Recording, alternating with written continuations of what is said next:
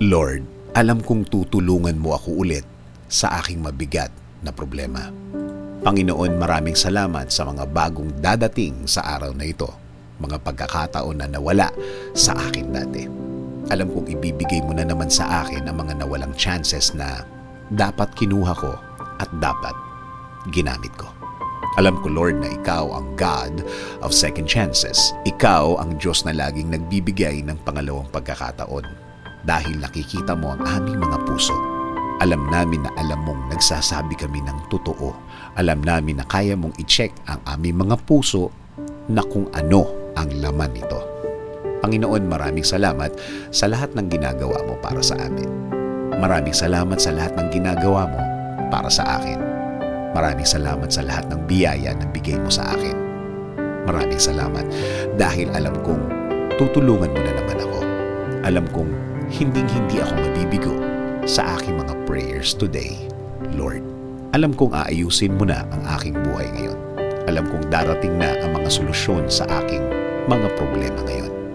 At alam kong kapag sa iyo nanggaling ang solusyon, hindi na ito manganganak pa o madaragdagan pa ng mga problema ulit.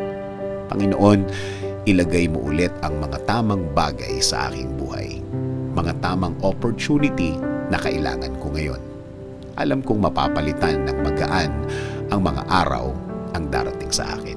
Sa iyo po ako, Lord, kukuha ng lakas, kukuha ng talino or wisdom para maging tama ang aking paraan, para maharap ang aking mga problema, para gumaan ang aking araw, Lord. Salamat, Lord, dahil alam kong naririnig mo ang lahat ng aking dasal. Alam ko din na wala akong nasasayang na panalangin at lahat ito ay naririnig mo. Alam kong ang lahat ng ito'y mararamdaman ko na sa mga susunod na araw, Lord. It will always be your way, Lord. Pamamaraan mo at hindi yung sa akin.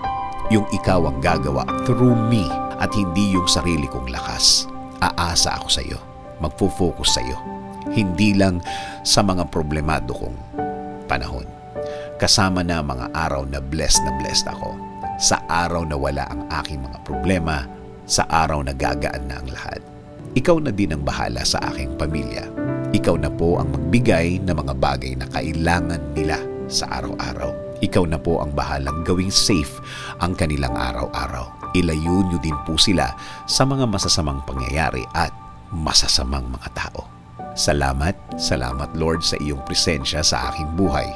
Alam ko, Lord, na hinding-hindi mo ako pababayaan at alam kong tuloy-tuloy mo akong tutulungan, Lord. In Jesus' name we pray. Amen. Sabi nga sa Psalm 121:2, my help comes from the Lord who made heaven and earth.